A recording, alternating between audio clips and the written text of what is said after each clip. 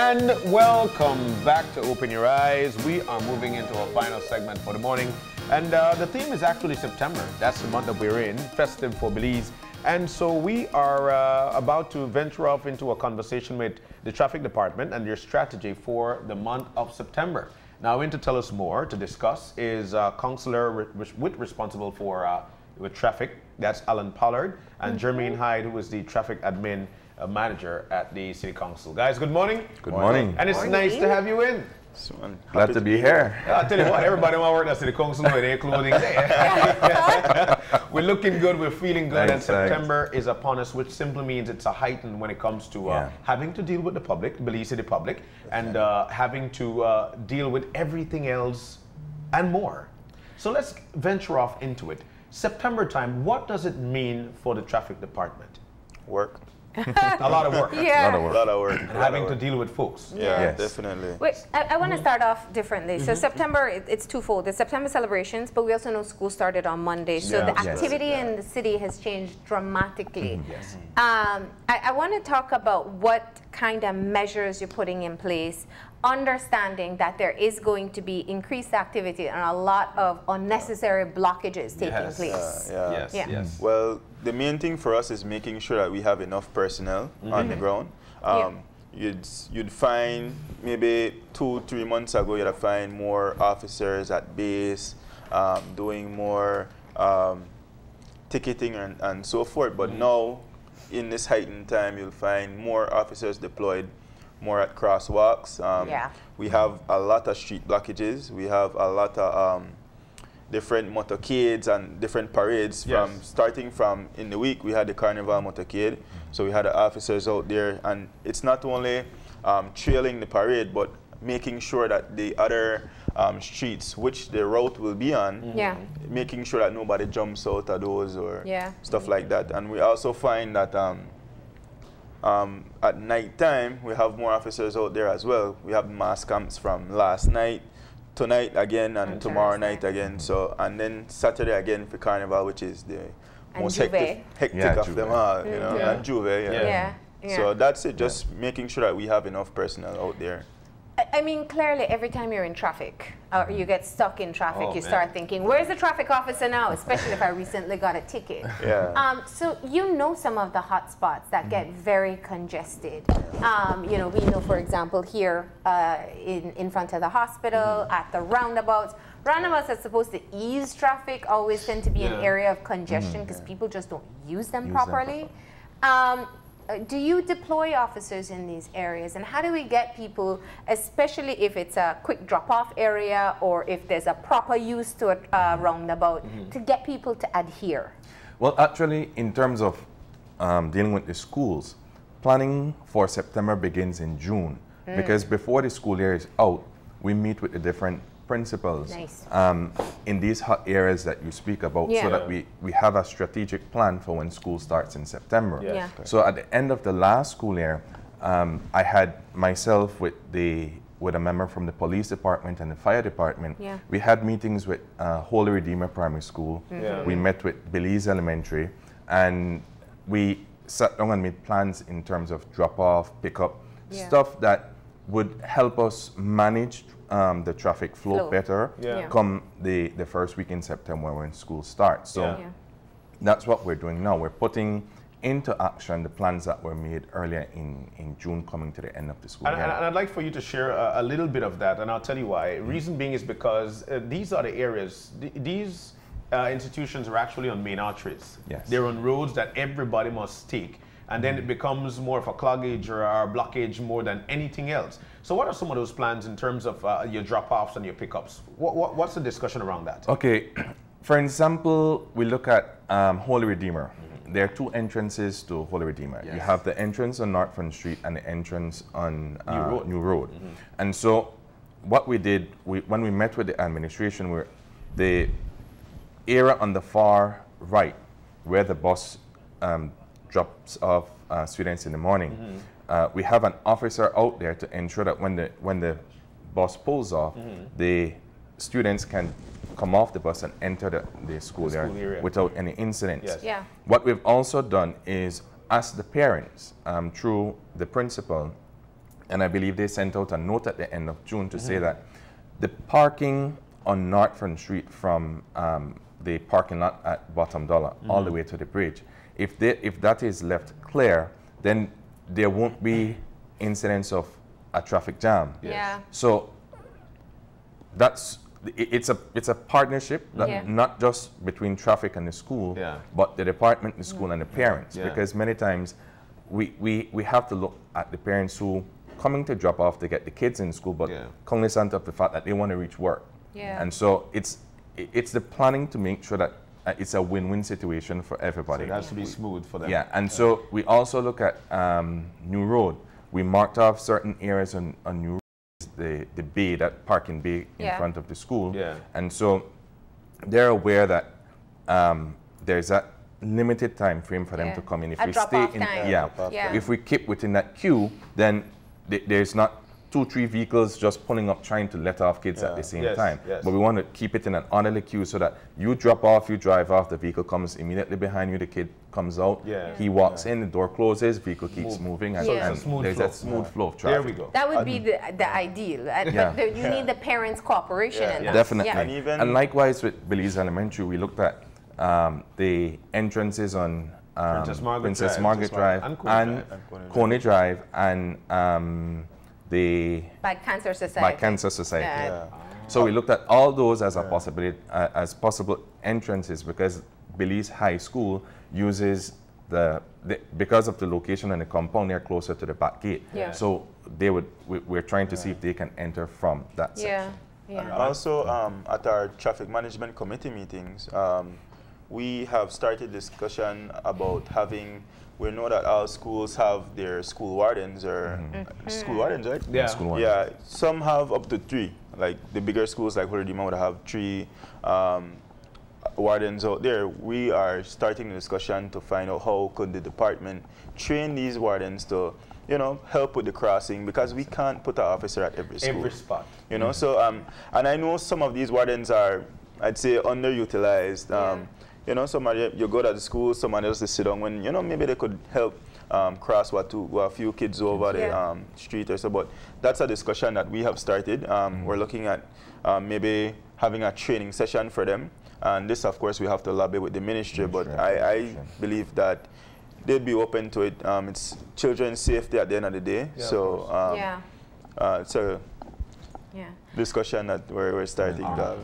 And let's talk about the Philip Golson Highway for a second, because I know I'm not too sure how far your area for managing covers, and that perhaps may be more of beyond the municipality.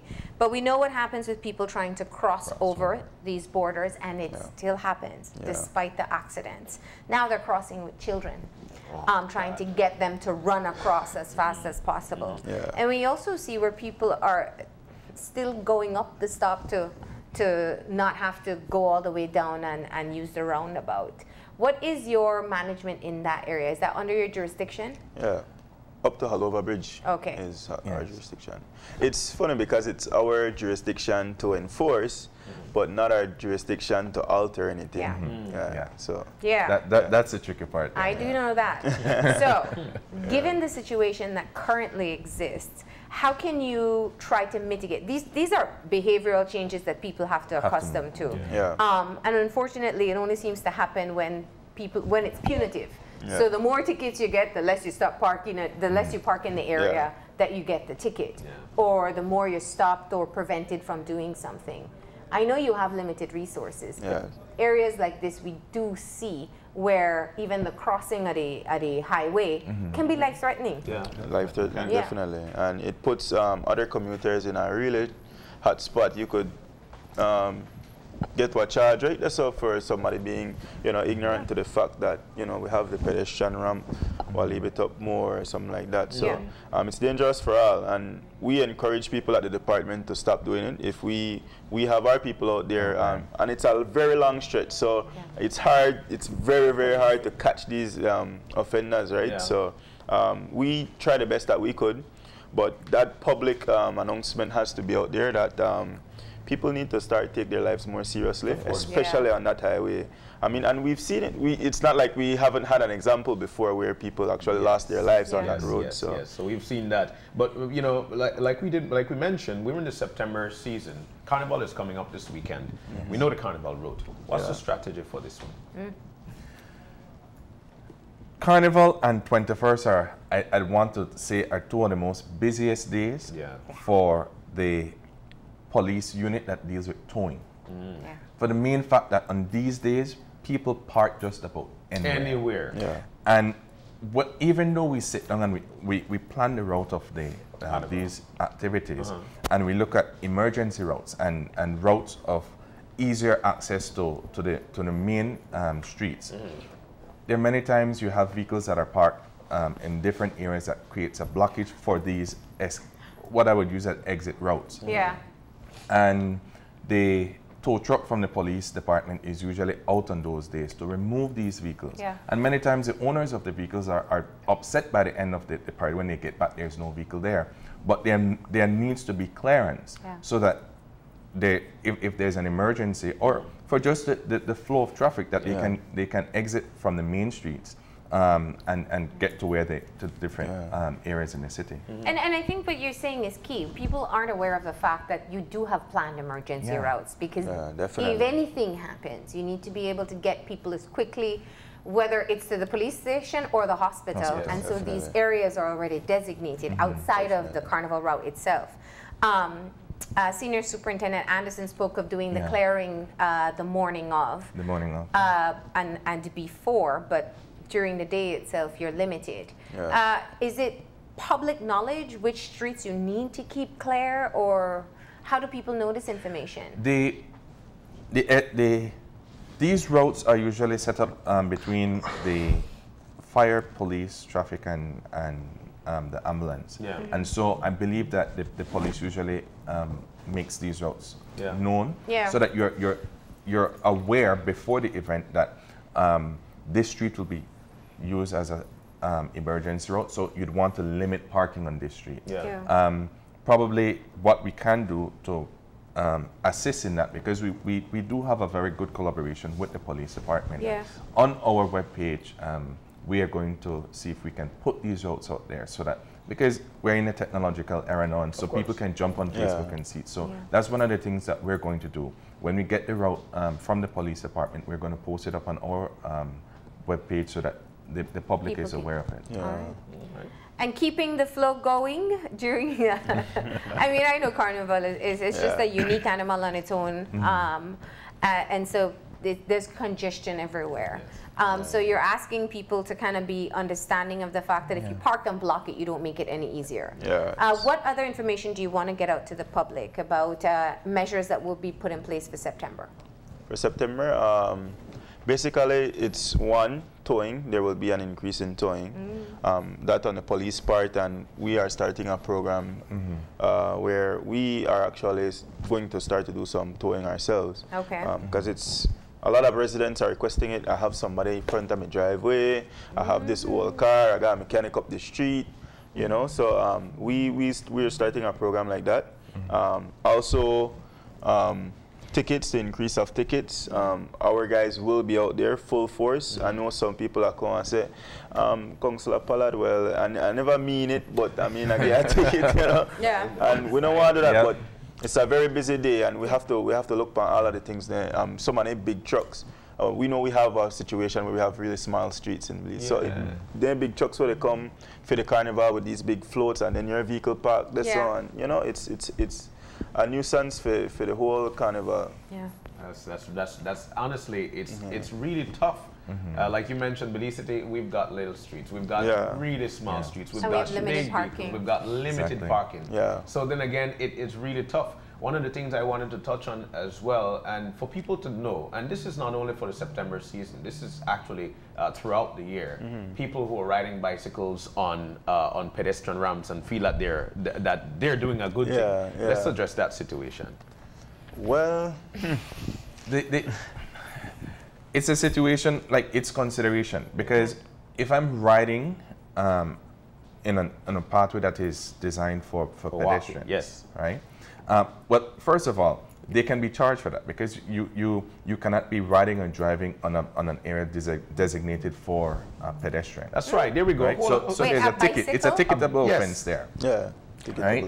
But we don't just look at the infraction, because if you're riding and you have, right now you have a lot of school kids walking on the pedestrian, Yes. on a pedestrian pathway. Yes. They're kids, they're not cognizant of what is happening behind them. Yeah. So you increase the chances of you knocking down the kids on the pathway. And so it's something that not just the traffic department looks at, but the police as well. Yes. There are many times the police will pull them over, and they use the pathway also to ride contrary to the flow of traffic.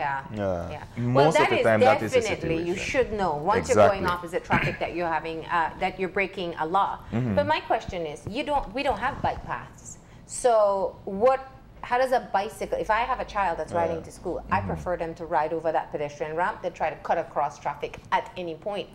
Or enter the roundabout, God forbid, and have to cut out. So if we don't have bicycle paths and you have pedestrian paths, then and think especially of children riding to school, where are they supposed to ride? There is actually a bike path on some of them. streets. Some streets. There's not a bike path in the roundabout. No.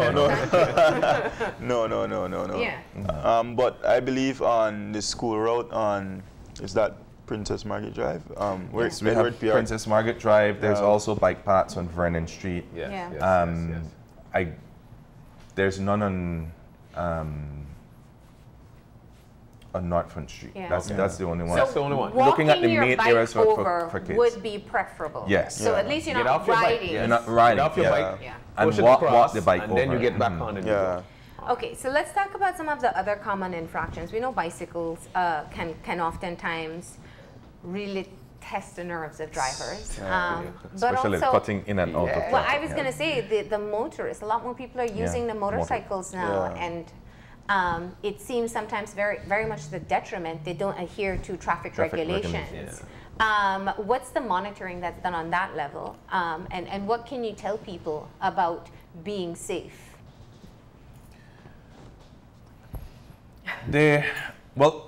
In terms of using the motorcycles, it's standard that you should be on one side of the street. Cutting in and out of traffic, you open yourself to being hit by incoming traffic. So it's a thing of, are you willing to put yourself at risk? And not just yourself, but the vehicle, the motorist as well. Because if a vehicle is already going at a certain speed, and you cut in between and they have to make a sudden break, especially if it's a long line of traffic, there might be a little fender bender there because the vehicle behind might be so close that they hit the vehicle that is there. So it's like I mentioned earlier, it's a thing of being cognizant and looking out for your fellow motorists on the road. Of course. Not just being so selfish and, I want to get from here to here, so I'll do what I need to or what I want to get from point A to point B. Ignoring the fact that I have pedestrians out there, have other motorists driving, and you can cause accidents like this. Of course. So what will, from the traffic department, what will you be looking forward or for the most, especially at this time of the year? One of the things that happen a lot during this time of the year are vehicles just blocking the streets. So that's one of the things that we'll be looking for. The vehicles that are blocking the streets, especially on days where we have festivities. The vehicles that are driving contrary to the flow. There are many times, because there's a traffic jam, you say, you know what, I'm just going to take the chance and go contrary to the flow, not realizing that it's just a matter of 100 yards before you can run up to another vehicle that's coming the proper direction. You know, so looking at some of the vehicles, many times when we do some checks on the vehicles, we find that this is a time when you have people coming out with vehicles that are not licensed and not registered. So those are things that we're looking out for, especially when on the road. You have a lot of people who will want to take road trips, especially the Orange Rock Carnival coming up that's the time when we see a lot of vehicles on the road that are not licensed. And should there be a traffic accident out there, they open themselves to liability. Yeah, that's true. That's true. We just discussed with Senior Superintendent Anderson the issue of tinting. And we know that this is one of the preventative mechanisms in place for crime. So if you don't have a dark tint car, you don't have what is typically used as a getaway vehicle. What is the traffic department's, what are you doing in terms of assisting in this process? Because I will tell you, I hear stories of people having their tint removed, but I see far many more cars tinted now, and I mean fully, heavily tinted now than I did before the crackdown. So how is it possible that these people are getting away when I think the only people allowed to have the dark tint are certain police vehicles? Well, yes, the police vehicles are definitely allowed, but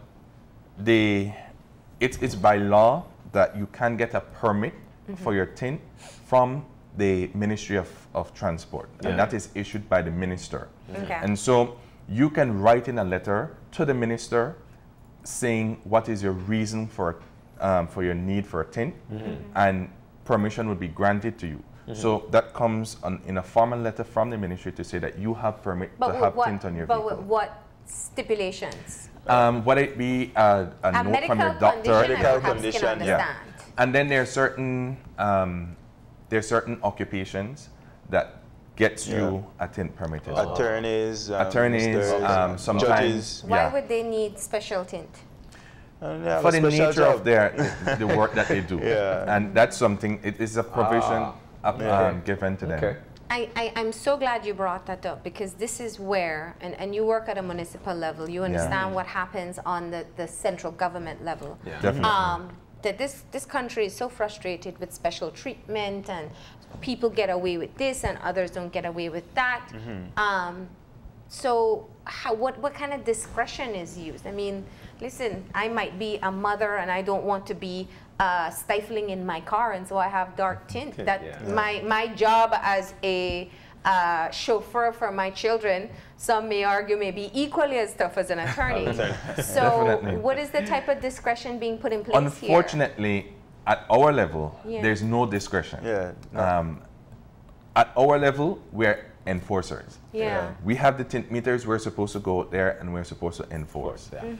In terms of granting permits, that is at the national level, and so that discretionary power that is applied to them, that is something that they would use at the ministry.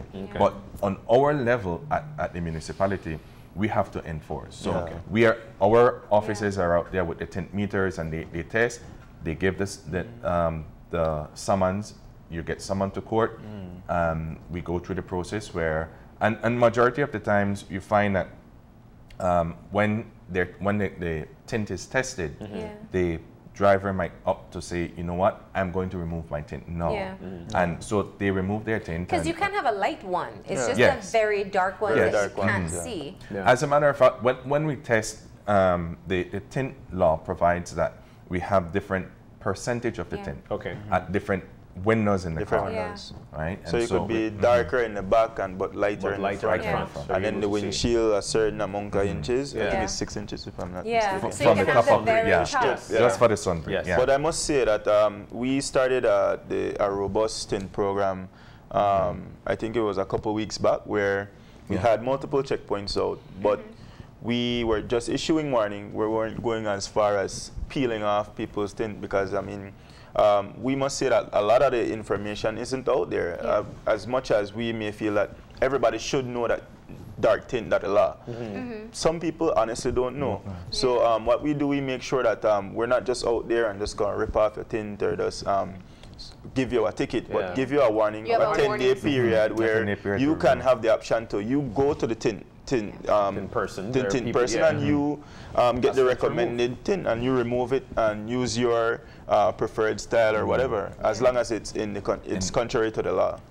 And like Councilor mentioned before, we have a traffic advisory committee, and this came up at one of our meetings, and one of the plans that we have in place is to say we won't just look at the enforcement and the owner of the vehicles, but we want to bring in the tint suppliers and the people who apply the tint. Because if I go to your business and I said I want my car tinted, I just want my car tinted, you go ahead and you put on your tint. But if the person who is putting on the tint can advise the owner of the vehicle that, you know what? Or they say, where's your permit? Where's your permit? Exactly. Then from that level, it's a more preventative measure. Why wait for them to reach a checkpoint and then we have to go through the process? Let's target. Perfect. Or have people waste their money putting it on and then having to remove it. But so, you know, I think it is important that we use forums like this to discuss it, because people do need to know. And I'll tell you, some people do know, but they say, well, what's Jermaine? Jermaine cars just because he worked the traffic. And because of that, I won't adhere. That's what happens when there's these preferential. Thank you. Preferential treatment taking place. So it is important to know, but it is, given the crime situation in this country, we do have to be cognizant that we all have a role to play. That's true. That's right. And again, the same goes in traffic management and traffic flow. What you are saying to me is, listen, there will be nobody spared at this point. You will get your tickets if you're driving how you shouldn't drive. Your car will be towed if it is where it's not supposed to be over the course of these days where there's a lot of movement, especially Carnival, 10th, and 21st. And it's for the sake of a smooth flow of the September celebration. We're all patriots, and we want every event to go smoothly. The last thing we want, even for you guys who park, but we don't want nobody knock off your review mirror. We just want to enjoy the September celebrations, right? Yeah, or block you from getting out to see the carnival in time. Exactly. Exactly. All right. Anything else you'd like to share with us before we close off? Couple things. We just want to inform the public about our new projects that we're ongoing right now. For example, the new traffic light systems. We are placing new systems in front of 88. So Niels Penn Road and Central American Boulevard will have traffic lights. Just like Vernon Street. We're targeting some of the hotspots intersection-wise. We are 4 hotspots right now that we're looking at. It's just a matter of getting the resources. Of course. This one on Boulevard, we had some assistance from Taiwanese government. So that's on the way. Very common intersection. Very common, very busy. So we always have to have officers out there, so that will alleviate some human resource for us. Nice. So that's on its way. I think the foundation is done so far. Yes, the foundation are already on. The lights are on their way. So before November, I'd say. Yes. Before November, we got lights. You got lights. And we're looking at other intersections as well. The drivers are like, man, I have to stop now. We have our bus stop on the way to and downtown, our new centralized bus stop. Very state-of-the-art. That's on its way too as well. Other intersections, I don't want to reveal all at this moment, but as we go along, the public will start to see them. So we are at the council prioritizing traffic. We're prioritizing the flow. We're prioritizing the enforcement. So we're making sure that now that we're seeing more cars in the country and in the city, that we have the systems in place to make sure that we alleviate congestion and alleviate accidents on a whole. We're also doing a lot of work with the buses in Belize City. We want to revitalize that industry. Get better buses so that we can alleviate the congestion that way. If I can get on a public bus and go downtown rather than driving every day, where it's comfortable and it's a clean bus that won't mess up my uniform by the time I get to work. And leave on time. Exactly. Leave on time. And actually that's one of the things that we're setting up with the new bus stop that the councilor mentioned. We are trying to do it on a smart system where at the bus stop you can know where that bus is located. So there's a time frame. In 5 minutes this bus is going to be here. Right? One of the things that we've been working with them on is after we get the routes mapped out, to have the buses installed with a device that we can track it, so that we are able to tell commuters that, listen, if you want to get on a bus that will go to UB in West Landiver, that bus is going to reach this stop in 5 minutes. So I can prepare myself to jump on that bus that will take me there. So that's the kind of upgrade that we're looking at. I think it's by time we improve the service. Public transportation. Public transportation, but it would definitely. entail that the buses actually adhere to where to stop. Yeah, because that's the problem that we yeah, have. and that's the next thing. It's all a part of the engagement, because we have, I believe over the past 4 months, we've looked at that, just to look at the bus stops. And we've had several meetings with them, because they tried it. And then when coming back to the table, they say, well, we have commuters who, when they asked to stop, and they said, no, we're going to stop at the bus stop, they curse out, they get angry and curse at the bus driver. Sometimes if they have like a pouch of water when they come off the bus, they throw it at. And those kind of behavior is really unacceptable, right? And so it's all of those things we've looked Camera at. installation in the bus. It is twofold, and I think there are a lot, you open the whole kind of worms at the end. But the good thing is that's a conversation that can go beyond September, because there is a lot that needs to be done to enhance public transportation in the city. We haven't even touched on dollar vans. And it seems, I'll say, the city council doesn't want to touch dollar vans either. Actually, that's in line with what we're in the plans that we have with the. Because you can't tell the bus they can't stop, but you have vehicles stopping mid-traffic. And that's that's exactly what we're at our last meeting. That's what we were looking at, to really look at how we're going to address the situation of the dollar vans. It's fine to have affordable transportation, but it is not okay for vehicles to stop mid-traffic multiple times, because then you're really creating a hazard. Yeah, definitely. So we'll touch that one another time. I do definitely. A whole segment on that one. We open up phone calls. People are tired about transportation. So, but what I do want to say is that we hear your message. This is a joint effort where pedestrians, people on bicycles, people on motorcycles, and drivers need to work together, adhere to the rules. And in the meantime, the city council or the transport department will be enforcing as well. So let's hope for the best for September, and thank you for coming in and giving us this. Thank you for having us. We're going to go ahead and take a break, and when we come back, we'll have our wrap-up, so stay tuned.